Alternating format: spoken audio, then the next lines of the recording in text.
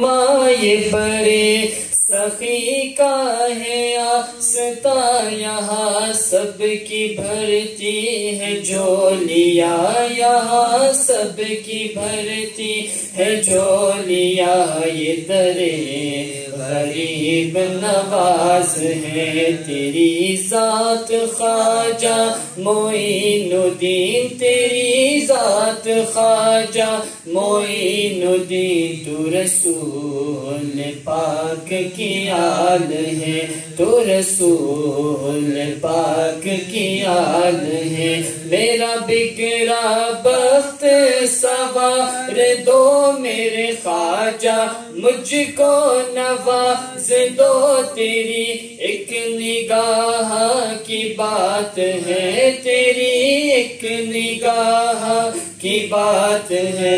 मेरी जिंदगी का सवाल है, तेरी जात ख्वाजा मोइनुद्दीन, तेरी जात ख्वाजा मोइनुद्दीन। तू रसूल पाक की आल है। Alhamdulillah, I was told to give a short lecture on the occasion of the Urus of Ghaus Azam, Shaykh Abdul Qadir Jilani radiyallahu ta'ala anhu, and Khaja Khajagan Khaja Farid Nawaz rahmatullahi ta'ala alayhi. So inshallah, just a few words regarding the awliya of Allah subhanahu wa ta'ala. And it doesn't matter whether we are few in number or we are little. You know, somebody said ना सूरत देखी जाती है ना सीरत देखी जाती है, यहाँ तो बस मांगने वालों की नीयत देखी जाती है. So it doesn't matter whether we are 10, 20, 100. The main thing which matters is the intention you have in your heart when you come to this mahfil. So inshallah, just a few words. All of you need to be with me together, and we're going to say subhanallah. Every subhanallah you say, Nabi Sallallahu Alaihi Wasallam said, Allah Ta'ala will plant a tree for you in Jannah. Everyone say tree, say subhanallah. Subhanallah. Alhamdulillah, alhamdulillah, alladhi khalaqa al-aflaq wal-ardeen, was-salatu was-salamu ala man kana nabiyyan wa adamu bayna al-ma'i wat-teen. Amma ba'd, faqad qala Allah tabarak wa ta'ala في القرآن المجيد والفرقان الحميد بعد أعوذ بالله من الشيطان الرجيم بسم الله الرحمن الرحيم أم حسبت أن أصحاب الكهف والرقيم كانوا من آياتنا عجبا صدق الله العظيم وصدق رسوله النبي الأمين المتين الكريم ونحن على ذلك من الشاهدين والشاكرين والحمد لله رب العالمين. The blessed Nabi sallallahu ta'ala alayhi wa sallam has stated, decorate your gatherings by reciting durood upon me. Decorate your gatherings, अपने महफिलों को उस पर दुरूद पढ़ के मुज़य्यन करो. Decorate your gatherings by reciting durood upon me, because the durood you are going to recite now is going to be nur for you on the day of judgment. Subhanallah. So let's all recite durood together. Allahumma salli ala Sayyidina wa Mawlana Muhammadin kama tuhibbu wa tarda bi an tusalli alayhi sallallahu ala Muhammad sallallahu alayhi wa sallam. One more time together. Allahumma salli ala Sayyidina Mawlana Muhammadin kama tuhibbu wa tarda bi an tusalli alayhi. One more time together. Allahumma salli ala Sayyidina Mawlana Muhammadin kama tuhibbu wa tarda bi an tusalli alayhi sallallahu ala Muhammad nuri min nurillah. A very famous surah of the Holy Quran, Surah Kahf. Alhamdulillah, many of us recite on the day of Jummah. Many of us have memorized it.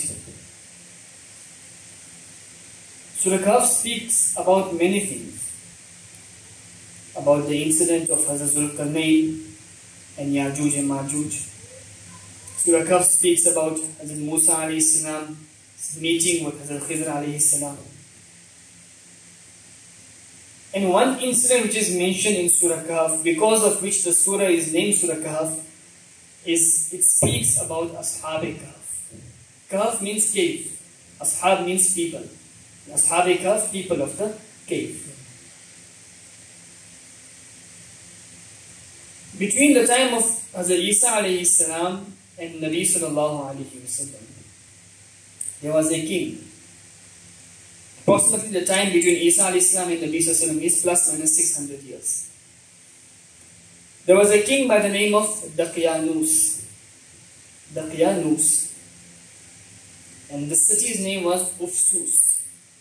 Daqyanus was the king and the city's name was Ufsus. Daqyanus एक जालिम बादशाह था. He was a very cruel king. Oppressed people, hurt people, deal with people unjustly. And Daqyanus said, all of you all must make sajda in front of me. You should say that I am your Khuda, I am your God. So there were a few people, 7 of them, according to most narrations. These 7 people said that we are not going to make sajda in front of this person. He is a king, he has respect, that's in this world, but our God, our Lord is only Allah subhanahu wa ta'ala. If you are going to bow our head, it is only in the court of Allah subhanahu wa ta'ala. So they decided, the king said, whoever doesn't bow to me, I am going to kill him. जो मेरे आगे सजदा नहीं करेगा मैं उसको मार दूंगा. So these people said, in order to save our lives, in order to save ourselves, they moved away. And they went and stayed in a cave. There were 7 of them with a dog. So they went and they stayed in this cave, away from this king, away from the people of the city. When the king found out that these people have left, they didn't make sajda in front of me, and they are hiding in so and so cave, so he sent one of his men, that go and build a wall in front of the cave. Build a wall in front of the cave so that these people cannot come out. When they won't come out due to hunger, due to thirst, no food, no water, they are going to die. This will be their punishment. So the king sent one person. The person who went to build the wall, he was sincere in his heart. He didn't like what the king was doing. He didn't like this cruel king. So what he did was, he took, in those times there was no pencil, no paper, olden time talking about, no? Even before time of Nabi sallallahu alaihi wasallam. So he took a slate and he wrote the names of Ashab-e-Kahf on it. The name of the dog. And he mentioned the entire situation, that these people are staying in this cave because they don't want to make sajda to this false king. That is why they are hiding in this cave. He wrote this and he put it in a box. A box made of copper. Tambe ke sanduk. And he dug it in the ground and he buried it there. And then he built the wall. Over the wall was built. When Ashab-e-Kahf were in the cave, Allah subhanahu wa ta'ala caused them to sleep. So they didn't know what was happening outside. And they slept. Not for a few moments, not for 10 minutes. They slept for more than 300 years. The Quran mentioned this. The Quran said, وَازْدَادُ تِسْعَةً 309 more years. 309 years, according to the Holy Quran. They were sleeping for 309 years. In 300 years, the time is going to change. The king who was outside Daqyanus, he died, his people died, his kingdom is finished. After many years, a king came by the name of Bedrus. What is the king's name? Bedrus. This king was a good king. He worshipped Allah subhanahu wa ta'ala. He was a Muslim. He believed in Allah subhanahu wa ta'ala. He ruled for 68 years. But in the time of Bedrus, the people didn't believe that when a person dies, he is going to be resurrected again in the year after. People said once a person dies, he is finished. He cannot come alive again. So this king Bedrus, he made dua in the court of Allah subhanahu wa ta'ala. Oh Allah, send us some sign. Give me such a sign which I can show these people that you have the power. That if a person is dead, you can still bring that person back to life and raise him again. Ya Allah, send me some sign. One person was walking to take his goat to graze, and he walked past this cave where the Ashab-e-Kahf were sleeping. When he went, he saw this wall is weak. There's a cave here. What's happening? So he called people and they moved the wall. A wall which is standing for 300 years, the wall became weak. They moved it, the wall fell down. They found people are sleeping inside. What situation is this? How long are they here? Who are these people? So he got scared and he went away from there. Now Allah Ta'ala caused these Ashab-e Kahf to wake up.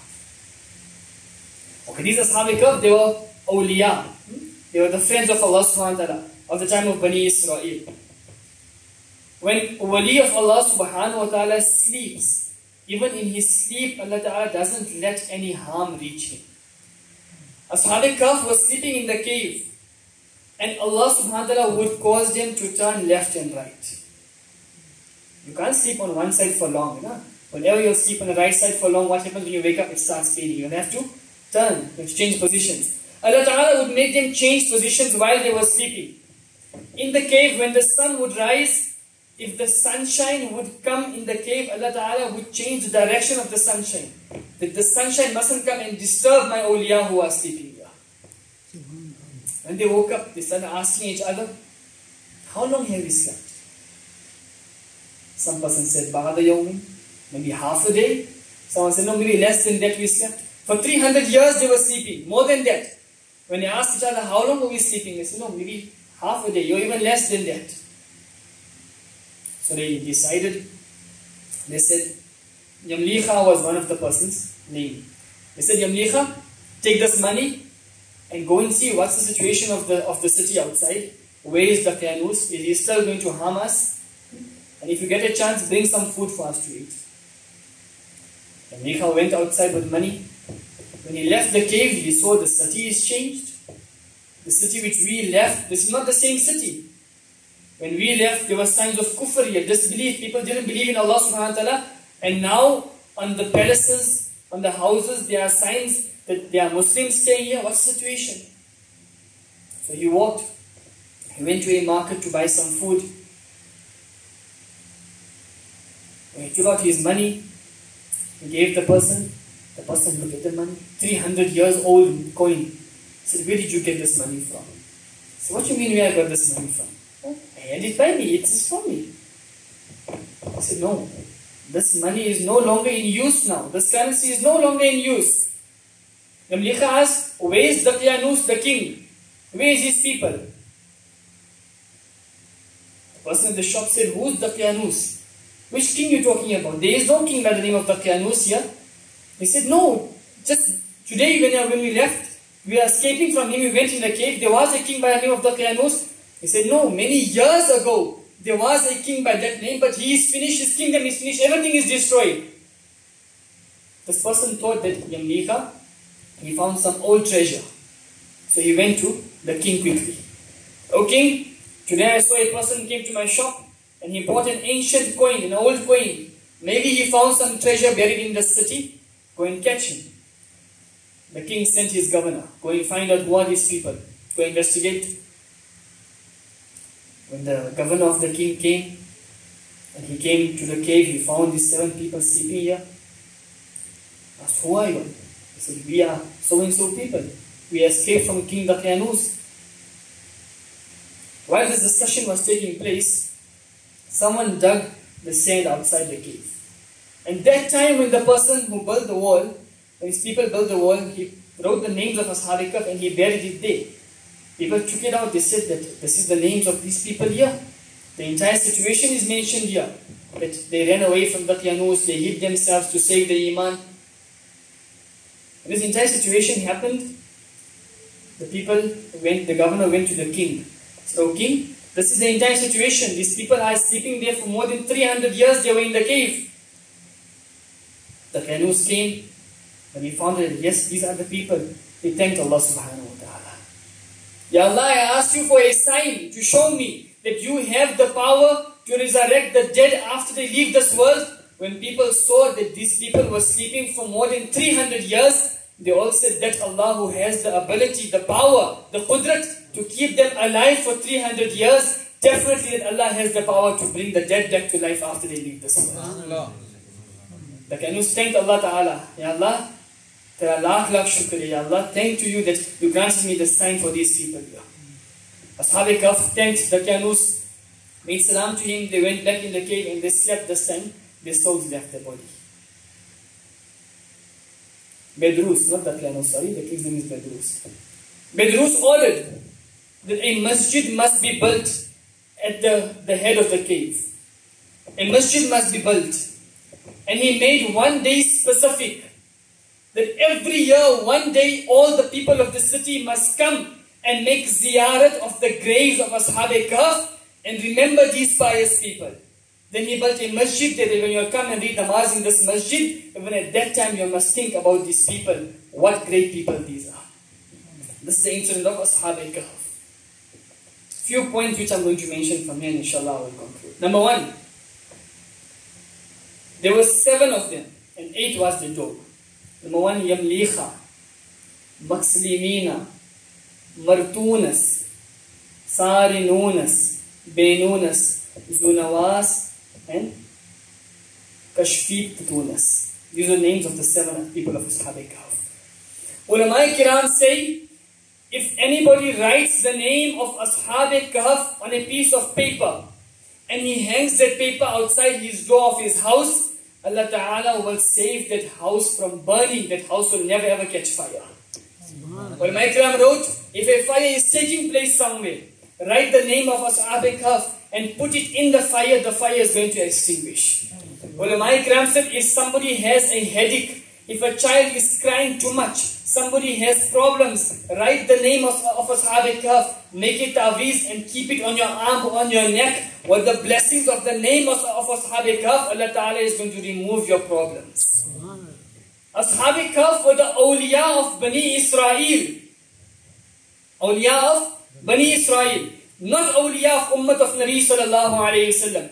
The awliya of Bani Israel's names have so much blessings that with their names Allah Ta'ala removes problems. My aqidah says in the Ummah of Nabi Sallallahu Alaihi Wasallam, the awliya of the Ummah of Nabi Sallallahu Alaihi Wasallam, their names definitely have the power to solve your problems, to remove your difficulties. If you can say Yamliha, Maximilian, Martunas, and their names solve your problems, when you say Ya Abdul Qadir, when you say Ya Ma'in-ad-Din, when you say Ya Faridin, when you say Ya Sabir, why won't Allah Ta'ala solve your problems? The name of the awliya of Allah Subhanahu wa Ta'ala is enough to solve the problems of people. Number 2, these people slept in the cave for how many years? More than 300 years. Did they eat anything? Did they eat anything? Did they drink anything? No eating, no drinking.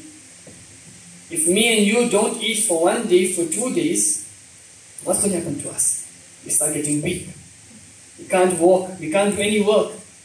We don't drink water, what's going to happen? Eventually we're going to die.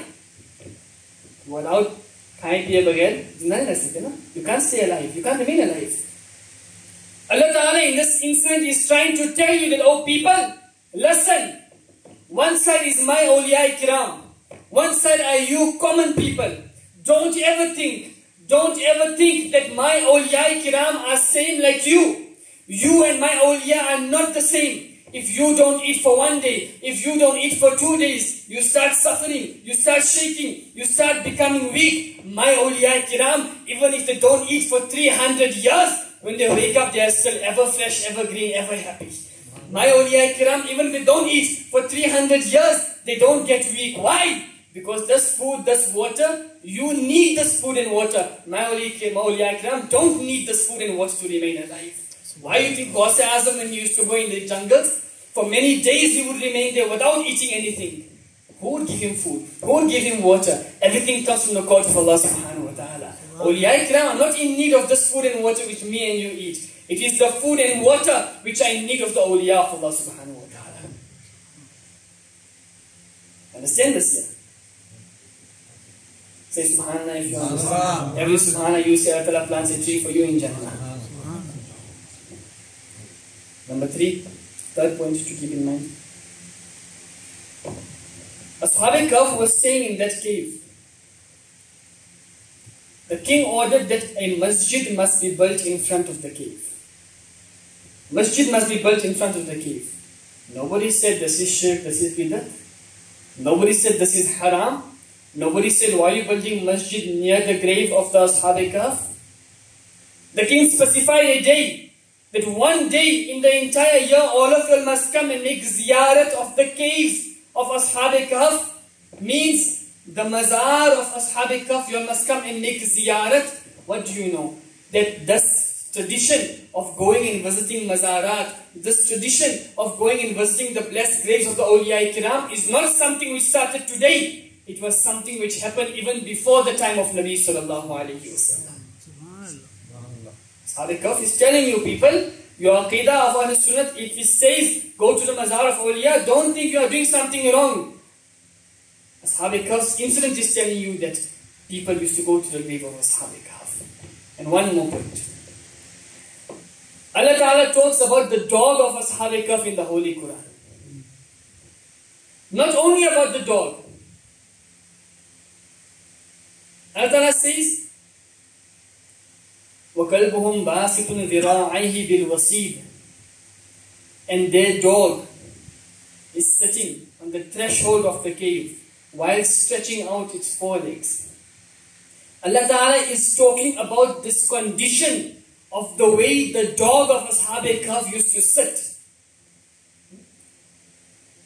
Allah Ta'ala Ashab Kahf के कुत्ते के हैबत जुलूस का जिक्र कुरान मजीद में फरमा रहा है. The condition, how they used to sit, बैठने का style. Ya Allah, a dog is a normal animal which walks around in the streets. What is so great about this dog that you are speaking about this dog in your great book, the Quran? What is so great about this dog that not only you speaking about the dog, you even telling us what is the manner of the sitting of that dog? Ya Allah, what is the rank of this dog? How did this dog become so great? How did this dog become so high in your court? What action did this dog do? The dog didn't read namaz, dog didn't give zakat, dog didn't do hajj. Why he has such a high rank? The answer will come from the court of Allah. Oh my people, oh my banda, don't look at the dog. The dog is an animal. The dog doesn't know what is happening. Look at the nisbat the dog has. This dog had the nisbat with my awliya Allah. Anything which has nisbat with my awliya, I will even exalt, I will even raise the status of that thing. Subhanallah. Imam Abu Abdullah Muhammad bin Ahmad Qurtubi, he states in Tafsir Qurtubi, oh people, listen.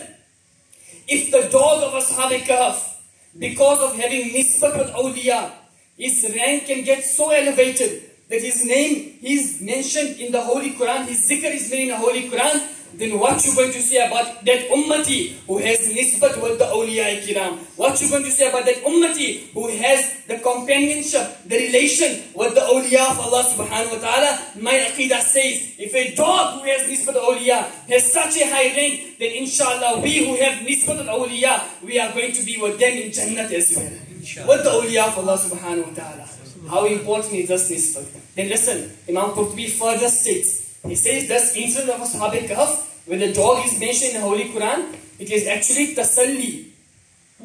उन मुसलमानों के लिए तसल्ली है जो किसी बड़े मकाम पे फाइज नहीं. It is actually a consolence for those Muslims who do not have such a high rank, those Muslims who don't have a high status. Don't feel worried. Ya Allah, I don't have a high rank in your court. I am not a wali of Allah Ta'ala. Imam Qurtubi says, don't worry. As long as you have nisbat with the people of Allah Subhanahu wa Ta'ala, then you mustn't worry. Even if you are weak, you must know they are very strong. Even if you are nothing, you must know they have a rank in the court of Allah Subhanahu wa Ta'ala. How important is nisbat? How important is connection? शायर ने कहा ना, अल्लाह अल्लाह किए जाने से अल्लाह ना मिले, अल्लाह वाले हैं जो अल्लाह से मिला देते हैं. You can say your whole day, you can read namaz, zakat, everything. If you have no connection with the lovers, with the beloveds of Allah subhanahu wa ta'ala, with the awliya of Allah subhanahu wa ta'ala, with the beloveds of Allah, then there is nothing. You have no rank in the court of Allah subhanahu wa ta'ala. If you want to go to Allah, you have to go through His beloveds. Then only will you reach Allah subhanahu wa ta'ala. How important is nisbat? How important is nisbat? We say Ya Abdul Qadir Jilani, we say Ya Ghaus Azam, we say Ya Khaja. People say, what are you doing? Who is Khaja? Who is Ghaus Azam? You must tell them, without them you cannot reach Allah subhanahu wa ta'ala. Hazrat Anas, Sahabi Rasul, he says a person came in the court of Nabi sallallahu alayhi wa sallam. Ya Rasulullah, Mata Sa'a, O Prophet of Allah, when is the day of judgment? Look at Aqidah of Sahaba Ikram. Sahabi didn't come, Ya Rasulullah, do you know when is Qiyamah? No. He said, Ya Rasulullah, when is Qiyamah? Just tell me. Sahaba Ikram have the aqidah that my Nabi even knows when is the day of judgment. So this aqidah of ilm ghaib of Nabi is coming from the time of Nabi sallallahu alaihi wasallam. Sahabi ne अर्ज़ किया, या रसूलल्लाह मतस्सा, क़यामत कब आएगी? हुज़ूर ने फरमाया, मा अदत्त लहा, उसके लिए क्या तैयारी कर रखी है? What preparation have you done for the day of judgment? After performing salah, Nabi sallallahu alaihi wasallam asked, where is that person who was asking about Qiyamah? Ya Rasulullah, I was asking about Qiyamah. Nabi sallallahu alaihi wasallam asked, what preparation have you done for Qiyamah? You asked me about Qiyamah, what did you prepare for Qiyamah? Listen to his answer. He said, Ya Rasulullah, I have not prepared lots of namaz, nor did I keep lots of roza. Not lots of namaz, nor lots of roza. But one thing is for sure, I love Allah and His beloved Habib sallallahu alaihi wasallam. Nabi sallallahu didn't say, go and read namaz, go and pay zakat. No. He said, Anta ma'a man ahbabta. Or kama qala Islam. Summary of hadith. He said, people are going to be with those whom they love on the day of judgment. You are also going to be with those who you love on the day of judgment. Hazrat Anas says, after that day, on that day, the happiness which I saw in the Sahaba Kiram, I didn't see that happiness in any other day on the face of the Sahaba Kiram.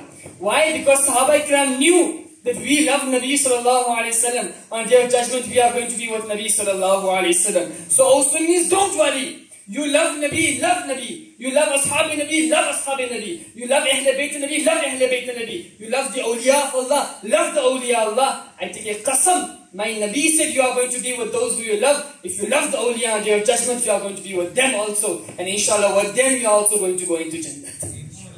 So remain with these people. How important is nisbat? You love Nabi, you're going to be with Nabi. You love Ashab Nabi, you're going to be with them. You love Ahl Bayt, you're going to be with them. You love awliya kiram, you're going to be with them. Those who say, don't go to awliya kiram, don't go to Nabi, don't do this, don't do that, you must tell them they're going to be alone on the day of judgment. We are going to be in the company of the awliya kiram. And those who are in the company of awliya kiram, I ask you, will the punishment of Allah Ta'ala come upon those people? Inshallah, with the mercy or the blessings of the awliya, Allah Ta'ala will remove the punishment from those associated, related to them also. Understand? This was my message to the nisbat, connection, relation. Attach yourselves. When you have that link, you must know you are fine. Yes. हम खाजा करने वाले हैं, या गौस कहने वाले हैं, या खाजा कहने वाले, या मोहम्मद, या नबी सल्लल्लाहु अलैहि वसल्लम, या रसूलुल्लाह कहने वाले. One masla keep in mind. Ya Muhammad. It's not permissible for anybody to say Ya Muhammad. Why? Muhammad is the blessed name of Nabi sallallahu alaihi wasallam. You want to call Nabi, say Ya Rasulullah, Ya Habiballah, Ya Nabiyallah, Ya Rahmatul Alameen. Call him what his titles. But Allah says, my Nabi, his name, you have no authority to call my Nabi what his name. So you don't say Ya Muhammad. In Arabic, Ya is used for calling somebody. Ya Abdullah. Oh Abdullah, come here. Ya so and so, Ya Zayd. Allah says, don't use Ya. Allah says, La. Don't call my Nabi as you call one another. Oh people, oh you believe, don't call my Nabi as you call one another. When you call one another, say, oh so and so person, come here. No, when you talk about my Nabi, talk with respect, talk with adab. So my Nabi, you must not say Ya Muhammad. You say Ya Habiballah, Ya Rasulullah. But all these sifat call Nabi sallallahu alayhi wa sallam. So we are the ones who say Ya Rasulullah. हम या रसूलुल्लाह कहने वाले, या ख्वाजा कहने वाले, या गौस कहने वाले. But keep in your mind, ज़हन में रखो, हम नियाजी भी हैं, नियाज भी खाते हैं, लेकिन उससे पहले हम नमाजी हैं. शेख अब्दुल क़ादिर जने गौस आज़म ने कभी कोई नमाज कज़ा नहीं की, शरीयत के पाबंद थे. ख्वाजा गरीब नवाज ने नमाज कज़ा नहीं की, शरीयत के पाबंद थे. साबिर कली तमाम औलिया किराम शरीयत के पाबंद थे. आजकल लोग कहते हैं ना शरीयत तरीकत दो अलग अलग चीजें, हम तरीकत वाले हैं, वो शरीयत वाले हैं. ऐसी कोई, there is nothing like this here. You cannot find shariat without tariqat. You cannot find tariqat without shariat. If anybody comes to you and say, I am the way of tariqat, I don't read namaz now, I won't keep roza now, we have a separate way, you must know he is a liar. Sheikh Abdul Qadir Jilani Ghaus Azam, he has never masjid salah. Khaja Ibn Nawaz didn't masjid salah. Sabir Kalvi didn't masjid salah. They all were firm on shariat. Prophet Azam was once going somewhere. A cloud came on top of him, black cloud. Abdul Qadir, I am your God, Allah. You have such a high rank in my court. From today, don't read any namaz. Abdul Qadir, from today, don't read any namaz. I have forgiven you. Prophet Azam said, A'udhu billahi minash shaitanir rajim. This is shaitan. This is not Allah subhanahu wa ta'ala. This is the voice of shaitan who is trying to deceive me. As soon as he said, La hawla wa la quwwata illa billahi al-azim, A'udhu billahi minash shaitanir rajim, the cloud removed. Shaitan started running away. While running, shaitan said, Abdul Qadir, I misguided many people with this trick of mine. I misguided many people with this trick of mine. But today your knowledge saved you, Abdul Qadir. Allah said, oh Shaitan, ilm ne nahi bachaya. It is not knowledge which saved me. It is only the fadl and karam of Allah Ta'ala that saved me today from your tricks and your deception. So when Ghaus Azam, who was on such a high status, namaz is not removed from him, he still performed salah. When Nabi Sallallahu Alaihi Wasallam, who is the greatest of all creation, he still performs salah. Today people come and say, we are on the path of tariqat, there is no salah fast, there is no roza fast. खाजा खाजा करने वाले हैं, नमाज अजमेर शरीफ में पढ़ ली हजरत ने, नमाज बगदाद शरीफ में पढ़ ली हजरत ने. तो हजरत से कहो ना कि खाना भी अजमेर शरीफ में जाके खाएं. नहीं, खाना सामने होना चाहिए. मुर्ग, चिकन, बीफ, बिरयानी, एवरीथिंग. नमाज हजरत ने अजमेर शरीफ में पढ़ ली. What nonsense is this? This is not your deen. If you love the awliya kiram, love them as they deserve to be loved. The awliya kiram were firm on shariat. They didn't have any compromise when it came to shariat. So there is no difference between shariat and tariqat. If you love Ghaus Azam, you love Khaja Sahib, you love all the awliya kiram, remain firm on shariat. ये मत नहीं कि हम नमाज नहीं पढ़ेंगे, ज़कात नहीं देंगे, Ghaus Azam बचा लेंगे हमें. Ghaus Azam was firm on shariat. नमाज पढ़ो, ज़कात दो, हज अदा करो, सब करने के बाद फिर अल्लाह ताला के बारगाह में हाजिर होके करो, या अल्लाह हमने अपनी कोशिश कर ली, जितना हमसे हो सके हमने कर ली, या अल्लाह अब बाकी तेरा करम है, या अल्लाह इन बुजुर्गों के वसीले से हमारे गुनाह माफ फरमा, इन बुजुर्गों के वसीले से करम फरमा. This is the way. Understand? So it doesn't mean you have the daman of awliya ikram, you can leave everything one side, no namaz, no anything, no. Do everything, but remain with the awliya ikram as well. This is a message you must take away with you today. Inshallah, again we get a chance to speak more about these great people and make more zikr of Nabi Sallallahu Alaihi Wasallam and his beloveds. Ameen wa akhir da'wan alhamdulillahi rabbil alameen. Please also for salatu salam.